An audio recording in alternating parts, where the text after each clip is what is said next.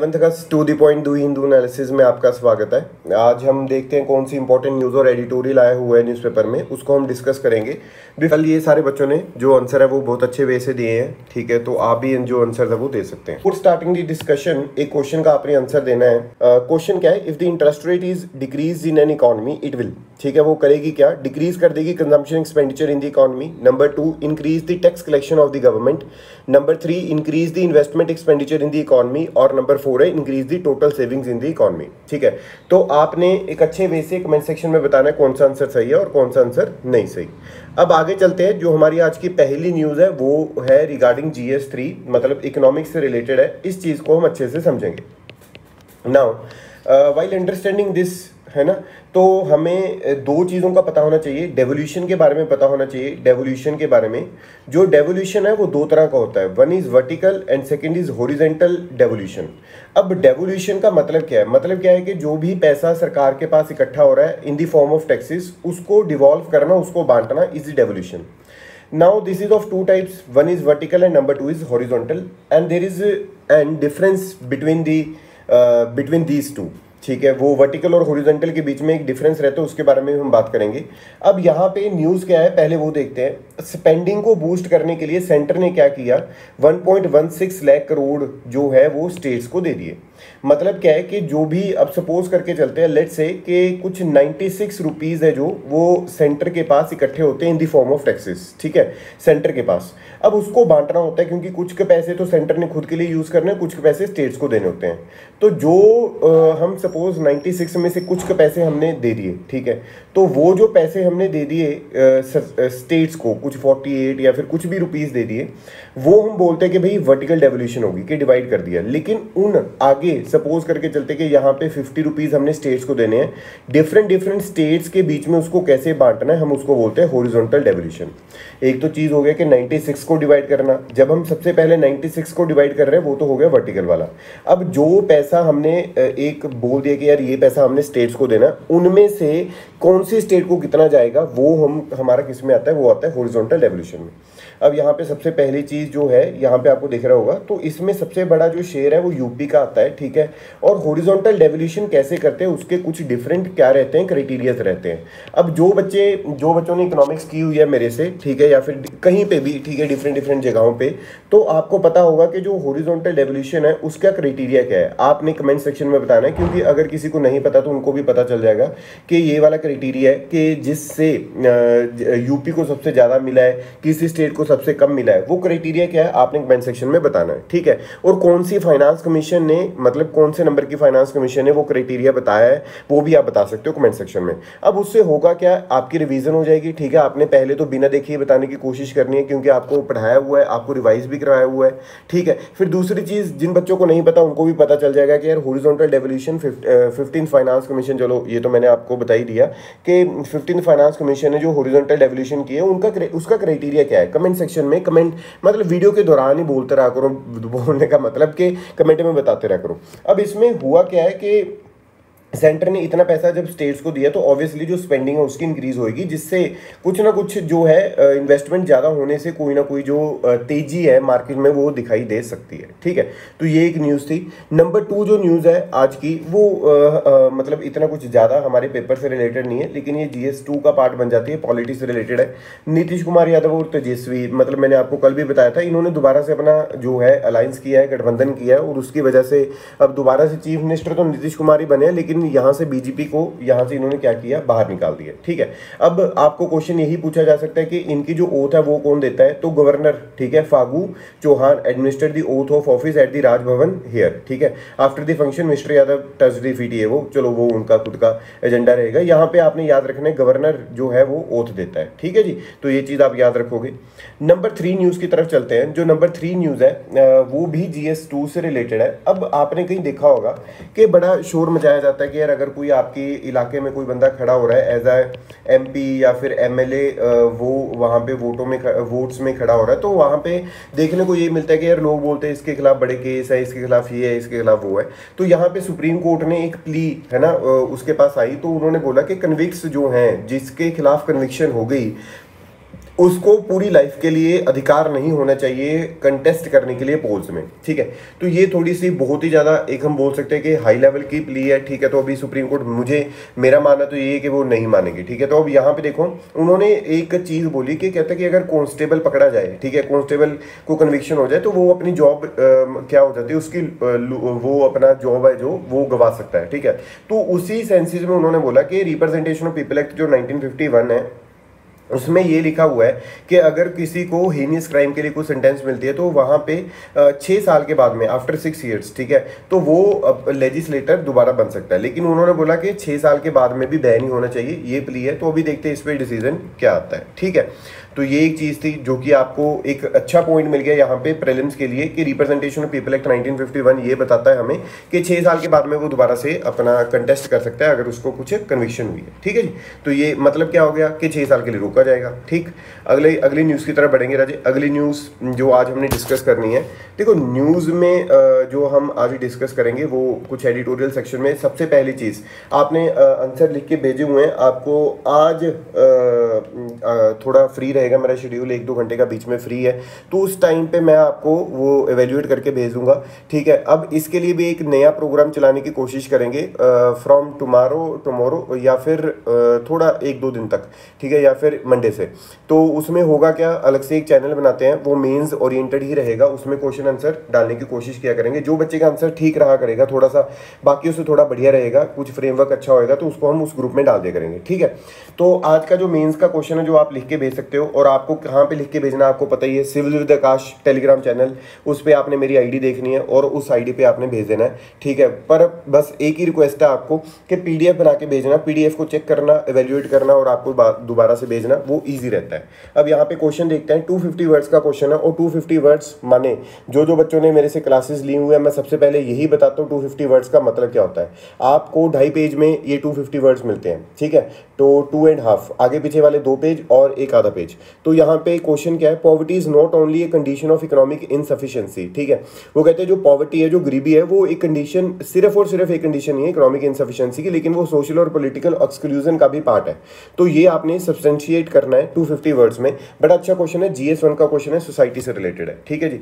तो आज हम देखते हैं कि कौन सा जो एडिटोरियल आज पढ़ने वाला है। देखो सबसे पहला मैं आर्टिकल आपको बताता हूँ, यहाँ पे जो दिया हुआ है पतले वाला एडिटोरियल जिसको मैं बोलता हूँ, ये तो वही ये पलटू चाचा ये वो, पलटू चाचा ये वो वाली सारी स्टोरी है। ये पलटू चाचा मतलब ये नीतीश कुमार यादव को बोला जा रहा है, ठीक है। उसके बाद में फेयर एंड स्क्वायर ये बात की जा रही है, जो चेस ओलंपियाड हुआ है, तो ये भी हमारे काम का नहीं। फिर उसके बाद में यहाँ पे ये जो तीसरा एडिटोरियल, यहाँ पे एडिटोरियल वाले पेज में जो तीसरा आर्टिकल यहाँ पे है, कांग्रेस की मिस्टेक्स बताई जा रही हैं कि इंडिया की कांग्रेस में प्रॉब्लम क्या है वो बताया जा रहा है, कि जो लीडरशिप की प्रॉब्लम है वो है, ये है वो है। तो कांग्रेस पार्टी से हमें कुछ इतना खास पार्टी वाइज कुछ लेना देना नहीं है। फिर उसके बाद में ये वाला कोविड-19 arguably has become endemic in India, इसमें भी कुछ निकालने वाला नहीं है, only data they have given provided in the editorial. तो आज का एडिटोरियल कौन सा पढ़ने वाला वो देखते हैं। The grammar of VIP security, इसमें भी कुछ खास नहीं है। अब G20 वाले में भी मैं आपको बता दूं कुछ भी खास नहीं लिखा हुआ था, लेकिन G20 देखो मेरा बताने का मतलब क्या रहता है कि यार ये काम का नहीं है, ये काम का नहीं है, छोड़ सकते हैं, ऐसा नहीं है। मैंने बाकी एनालिसिस में देखे हैं तो उसमें छोड़ देते हैं कि यार छोड़ दो ये काम का नहीं है। मैं आपको इस वजह से बताता हूँ काम का नहीं है, उसका रीज़न देके कि देखो ना यार, ठीक है डिपेंडेंट अगर होना चाहते हो कि भाई हाँ यार हमने एनालिसिस सुनना है, वो ठीक है, मेरे लिए तो बेनिफिट ही है। लेकिन मुझे यह है कि आप एक ना एक दिन खुद से भी करने लग जाओगे, वो आपके लिए बेनिफिशियल लगेगा, ठीक है। अब यहाँ पे देखो सबसे पहले G20 के लिए हम देखते हैं। ये एक इनफॉर्मल ग्रुप है 19 कंट्रीज का और यूरोपियन यूनियन का। ये 1999 में बनता है, ठीक है, with the representatives of IMF और वर्ल्ड बैंक। अब आपने कमेंट सेक्शन में ये बताना है, ठीक है। आपका तीसरा क्वेश्चन है आज का। पहला क्वेश्चन जो क्वेश्चन फॉर्म में था, नंबर 2 फाइनेंस कमीशन का क्राइटेरिया हो गया। नंबर 3 मैंने आपसे पूछना है IMF और वर्ल्ड बैंक का हेडक्वार्टर कहाँ पे है, ठीक है। तो ये आप कमेंट सेक्शन में बताओगे और वीडियो चलते चलते बताते रहा करो, उससे बेनिफिट होता है। अब यहाँ पे देखो मेंबर्स, ये वाले मेंबर्स हैं, ठीक है। और देखो ना एक होता था कि यार पुराने काफ़ी टाइम पहले हम बोल देते थे यार रहने दो मेंबर्स कितने, 20 के 20 कहाँ से याद करेंगे। लेकिन टेक स्क्रीनशॉट, इसका स्क्रीनशॉट लो राजे, इसको याद करो क्योंकि इसका ग्रुपिंग का क्वेश्चन आ चुका है 2020 या 21 में, एक बार चेक करना। कोविड के टाइम पे जो एग्जाम हुआ था अक्टूबर नवंबर में, उसमें ये क्वेश्चन आया हुआ था कि ग्रुपिंग का क्वेश्चन बताइए। सो नाइजीरिया जो था वो was meant to be the 20th member, ठीक है, and was dropped at the last minute due to political troubles कुछ थे। अब उसमें अगर हम बात करें फंक्शनिंग ऑफ G20 क्या होती है, पहली चीज आपने याद रखनी है, बहुत इंपॉर्टेंट, कोई भी फिक्स्ड हेडक्वार्टर नहीं है G20 का। नंबर 2, इसको 5 ग्रुप में बांटा गया है। जो इंडिया है वो ग्रुप 2 में आता है, जिसमें रशिया, साउथ अफ्रीका और टर्की आता है। फिर नंबर 3, जो G20 की एजेंडाज है वो अभी भी heavenly on the guidance of finance minister और सेंट्रल गवर्नर्स के हाथ में रहते हैं, जो कि फाइनलाइज करते हैं by the unique system of sherpas, ठीक है। अब शेरपास होता क्या है, शेरपास एक इनकी मीटिंग है, बस इतना याद रखना आपने।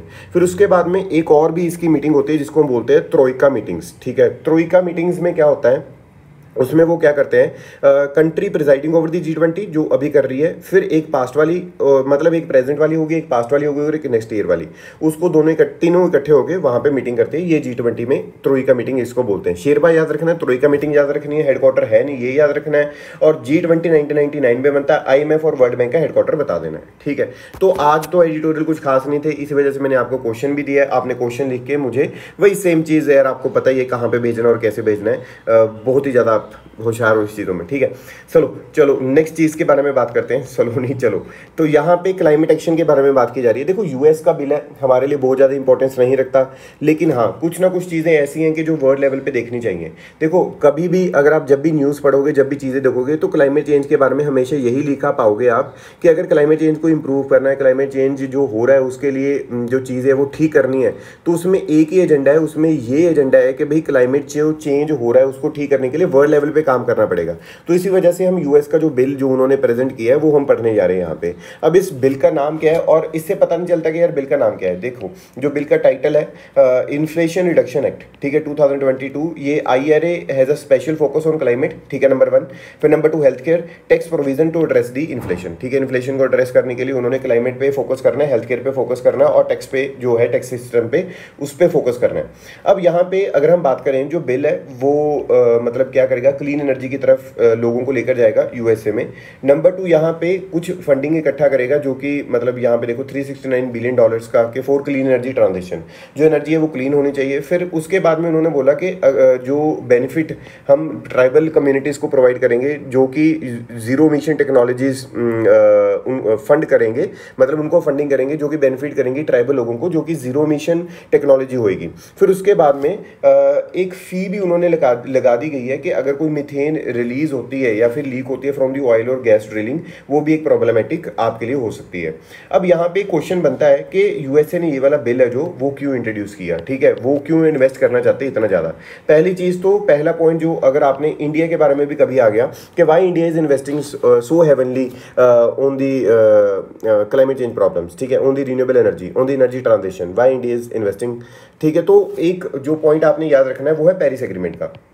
पेरिस एग्रीमेंट का पॉइंट क्या है कि भाई हमारा पेरिस एग्रीमेंट हुआ, उसमें हमारी कमिटमेंट्स हैं कि 2 डिग्री सेल्सियस वाला, ठीक है। फिर उसके बाद में किगाली एग्रीमेंट आप याद करवा सकते हो।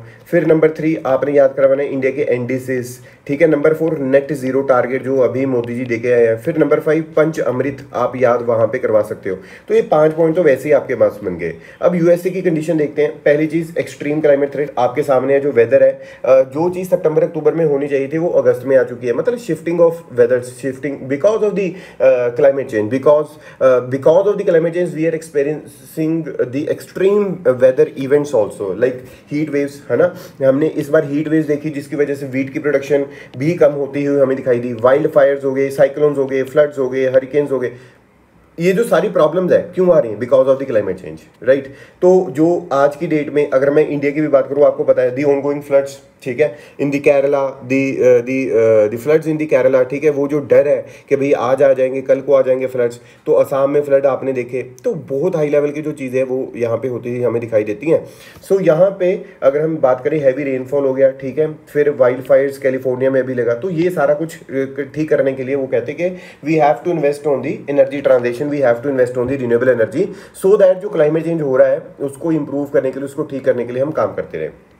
फिर उसके बाद में अगर हम और चीज़ों के बारे में देखें तो एक वो उन्होंने बोला कि इस चीज़ में हम क्रिटिसाइज भी करना चाहेंगे, because on the one hand they are investing और they are dealing with the climate change. ठीक है, वो कह रहे हैं कि हमें क्लाइमेट चेंज के साथ डील करना है, ये करना है, वो करना है, वो सारी चीज़ें वो कहते हैं ठीक है। But the another problem here कि वो जो डबल फेस वाली, डबल क्रॉस वाली बात यहाँ पे आती है कि with land leasing for oil and gas drilling, मतलब यहाँ पे लैंड को लीज पे दिया जा रहा है for oil and gas drilling, वो एक दोगलापन वहां पे दिखाई देता है। ठीक है, चलो नेक्स्ट न्यूज़ की बात करेंगे। ये इलेक्ट्रिसिटी अमेंडमेंट बिल 2022, मुझे कल ना बच्चे ने मैसेज भी किया था टेलीग्राम पे भी, सर इलेक्ट्रिसिटी अमेंडमेंट बिल की एक वीडियो बना दो। मुझे पता था ये न्यूज़पेपर में पक्का आएगा। ठीक है, अब ना एक चीज़ होती है कि कहीं जो एनालिसिस वाले भी हैं और कहीं जो मैं बात करूं वहाँ पे आप लिखा पाओगे यार भाई हमने तो इंडियन एक्सप्रेस की न्यूज़ भी कवर कर दी, हमने ये भी कवर कर दिया, हमने वो भी कवर कर दिया। यार ज़रूरत नहीं है राजे।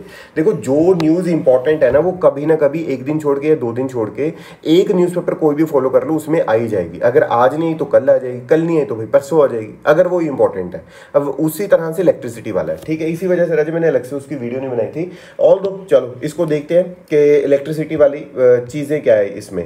पहली चीज़, what is the electricity amendment bill 2022। ठीक है, अब इसका एम है कि जो मल्टीपल प्लेयर्स हैं उसको ओपन एक्सेस देना। देखो होता क्या है कि डिस्कॉम्स होते हैं ना, डिस्ट्रीब्यूशन कंपनीज होते हैं, ध्यान से समझना।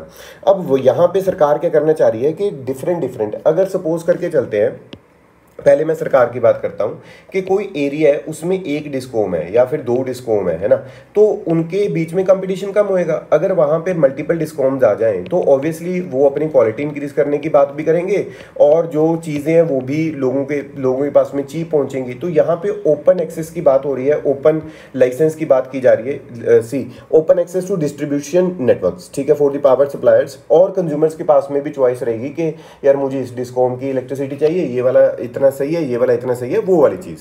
नंबर 2 रजे, नंबर 2 यहाँ पे क्या आता है कि इसके मतलब इम्प्लीकेशंस क्या होंगे या फिर ये चीज़ें क्या है, इसमें प्रोविजंस क्या है, मतलब जो अमेंडमेंट हुई है उसकी प्रोविजंस क्या है। पहली चीज़, नॉन डिस्क्रिमिनेटरी ओपन एक्सेस, अभी हमने बात किया।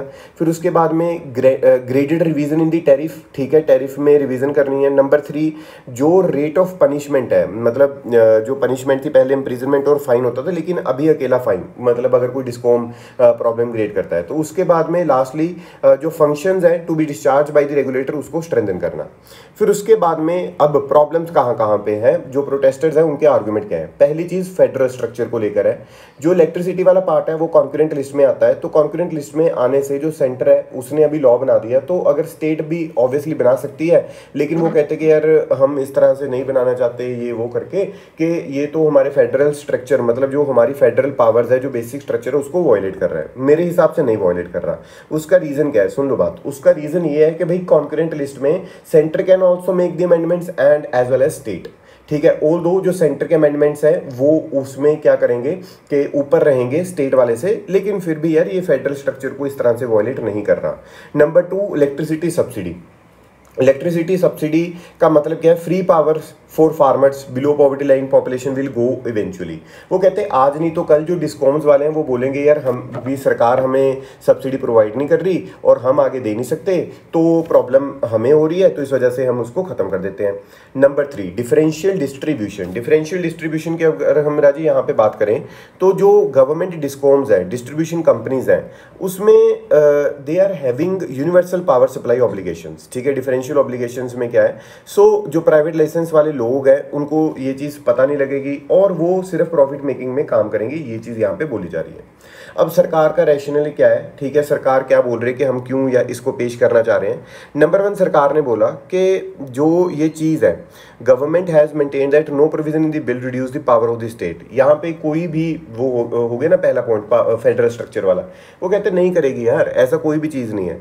नंबर 2, यहाँ पे वो कहते कि यार ऑलरेडी काफ़ी डिस्कॉम्स हैं जो कि प्रेजेंट रहती हैं कहाँ पे, डिफरेंट स्टेट्स में, लेकिन वो कहते कि यार हम सिर्फ जो कंपटीशन है, वो अच्छी बात है कि बहुत ज़्यादा अगर डिस्कॉम्स वहाँ पे प्रेजेंट है, हम सिर्फ एक चीज़ वो कहते कि हम यहाँ पे करना चाहते हैं। वो कहते क्या आप करना चाहते हो यहाँ पे, वो कहते कि इस तरह से इसको सिंप्लीफाई करने से इस कंपटीशन को हम क्या कर देंगे और बेटर कर देंगे। नंबर 3, अगर हम यहाँ पे बात करें, जो गवर्नमेंट है has maintain that it had consulted every state, है ना, बहुत एसोसिएशंस को स्टेट को कंसल्ट किया, उसी के बाद में इसको किया। और ये कोई एंटी फार्मर या फिर कुछ किसी के खिलाफ नहीं है यार ये, ठीक है। फिर उसके बाद में जो क्रॉस सब्सिडी है वो तो ऑब्वियसली वो कहते हैं मिलती रहेगी, और इसमें वो कहते हैं कि हम एक ऑप्शन डालेंगे रीन्यूएबल परचेज ऑब्लिगेशन का, आरपीओ का, जो कि मैंडेटरी कर दिया जाएगा डिस्कॉम्स के लिए। तो वो चीज़ जो है वो बढ़ती हुई हमें इस अमेंडमेंट बिल से नजर आएगी, ठीक है जी। तो ये चीज़ यहाँ पे आपने इसको अच्छे वे से याद रखना है। नेक्स्ट चीज़ की हम बात करेंगे। नेक्स्ट जो न्यूज़ आज हमने डिस्कस करनी है वो है यूएन सैंक्शंस को लेकर। देखो यूएनएससी के बारे में हमने पहले भी देखा, यूनाइटेड नेशन सिक्योरिटी काउंसिल के बारे में हमने 2-3 ऐसे इवेंट्स देखे जहां पे हमें क्रेडिबिलिटी, चाहे वो सैंक्शंस के या चाहे वो यूएन की है, वो हमें देखने को नहीं मिली। The events which are related to we can say Myanmar हो गया, अफगानिस्तान हो गया, बहुत ऐसी कंट्रीज है, बहुत ऐसी स्टेट्स है, बहुत ऐसी सिचुएशंस है जहाँ पे यूएन का कुछ भी ज़्यादा काम नहीं कर पाया। अब जो क्रेडिबिलिटी उस पर सवाल पैदा होता है, चाहे वो चाइना के अगेंस्ट हो, है ना। चाइना ने काफ़ी चीज़ें ऐसे जो चाइना ने मानने से मना कर दिया, पाकिस्तान में कुछ ऐसी चीज़ें हो रही है जो पाकिस्तान नहीं मानता, अफगानिस्तान हो गया, तालिबान, ठीक है। तो यूएन के बारे में हमें थोड़ा सा पता होना चाहिए about the UNSC. Now this is nothing but the security council, और ये जो यूएनजी है, यूनाइटेड नेशन जनरल असेंबली, उसके 5 ऑर्गन्स, जो उसके 6 ऑर्गन्स हैं, ठीक है, 6 प्रिंसिपल ऑर्गन्स है। उसके 6 प्रिंसिपल ऑर्गन्स का एक इंपॉर्टेंट ऑर्गन है यूएनएससी। जो 5 और ऑर्गन्स है वो कौन कौन से हैं? एक तो यूएनजीए हो गया, ऑब्वियसली यूनाइटेड नेशंस में 5 और कौन कौन से ऑर्गन्स है? यूएनजीए हो गया, ट्रस्टीशिप काउंसिल हो गया, इकोनॉमिक एंड सोशल काउंसिल, और इंटरनेशनल कोर्ट ऑफ जस्टिस और सेक्रेटरीट हो गया, ठीक है। अब इसकी रिस्पॉन्सिबिलिटी क्या रहती है यूएनएससी की, कि भाई इंटरनेशनल पीस और सिक्योरिटी को मेंटेन करना है। काउंसिल का जो हेडक्वार्टर है वो न्यूयॉर्क में है। इसके 15 मेंबर्स रहते हैं राजे, 5 परमानेंट होते हैं और 10 नॉन परमानेंट होते हैं, और 2 साल की इनकी टर्म रहती है। जो 5 परमानेंट है वो कौन कौन से राजे? यूएसए हो गया, रशियन फेडरेशन हो गया, फ्रांस, चाइना और यूके हो गया। अब 2 साल का टाइम पीरियड रहेगा। इंडिया को 8th टाइम के लिए चूज किया गया था, 2021-22 ईयर वाला, ठीक है।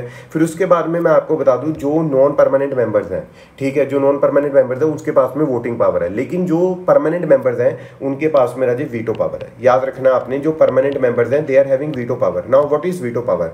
नाउ इमेजिन के 15 टोटल मेंबर्स हैं, there were total 15 members, 14 members हैं, उन्होंने बोला कि मतलब 10 नॉन परमानेंट वाले और 4 परमानेंट वाले, उन्होंने बोल दिया कि यार हम ऐसे करते हैं, ये जो एबीसी लॉ है या फिर कोई भी चीज़ है हम वर्ल्ड लेवल पे इसको पास करवा देते हैं। बट जो एक मेंबर है, सपोज एक परमानेंट मेंबर है, उसने बोल दिया नहीं ये नहीं हो सकता, तो वो चीज़ नहीं होएगी, ठीक है। तो they are having veto power, जो परमानेंट वाले। नॉन परमानेंट के पास वीटो पावर नहीं है। चलिए राजे आगे बढ़ेंगे। Freebies can be life savers during the dire times. देखो ये जो इशू चल रहा था वही रेवड़ी कल्चर वाला करके, तो ये नरेंद्र मोदी की स्पीच के बाद से वो ज़्यादा बढ़ गया।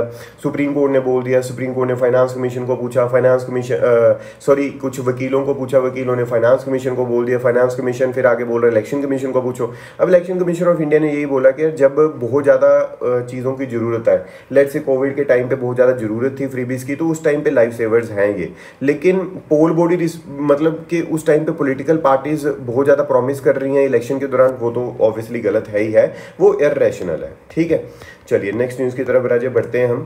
जो आज हमने नेक्स्ट न्यूज़ डिस्कस करनी है वो है अबाउट GS3, बिजनेस से रिलेटेड है।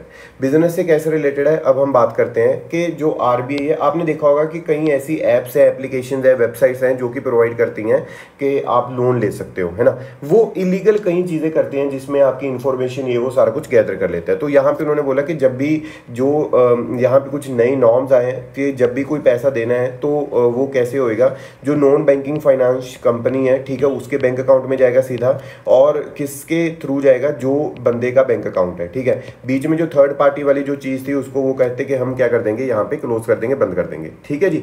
तो ये एक चीज़ होगी। नंबर 2 यहाँ पे जो न्यूज़ है वो क्या थी? US inflation slows from 40-year peak, ठीक है। जो 40-year पीक है उसमें हम अगर बात करें, US की जो इन्फ्लेशन है वो स्लो हो जाती है फ्रॉम 40-year पीक। तो अगर हम यहाँ पे एक इन्फॉर्मेशन ले या फिर बात करें तो हमें ये पता होना चाहिए यहाँ पे कि इन्फ्लेशन बहुत ज़्यादा हो गई थी यूएसए में, ठीक है। वो अब क्या है, कंट्रोल में आती हुई दिखाई दे रही है। उन्होंने डिफरेंट मेजर्स लिए, जैसे पॉलिसी रेट्स को बढ़ाना, कुछ इस तरह की चीज़ें की, स्पेंडिंग को कम करना, सस्ते लोन को कम करना, ठीक है। तो उससे वो जो है वो थोड़ी सी स्लो होती हुई दिखाई दे रही है, ठीक है राजे। तो आपने जो है कमेंट सेक्शन में बता देना प्रीलिम्स के आंसर्स का, और मेंस का आंसर आपने लिख के भेज देना। आपको आज इवैल्यूएटेड कॉपीज़ मिल जाएंगी आपकी, ठीक है। इसके लिए एक अलग से इनिशिएटिव चला रहे, वो मैंने आपको ऑलरेडी बता दिया है। सो आज के लिए राजी इतना ही है, और बहुत ज़्यादा इंपॉर्टेंट न्यूज़ कोई नहीं थी, मैं इसको बिना मतलब से बढ़ाना नहीं चाहता था, ठीक है। आज भी मैं आपको सही में बताऊँ तो कुछ चीज़ें ऐसी हैं, एलिमेंट ऐसे हैं जो मैंने ज़बरदस्ती डाले हैं, ठीक है। उसका रीज़न क्या था कि फिर बहुत ही छोटी वीडियो बन जाती है, बच्चे को लगता है कि यार बहुत ही छोटी वीडियो है, ठीक है। तो आज के लिए राजी इतना ही, till the time revise your notes, ठीक है। So okay, bye bye, take care, thank you.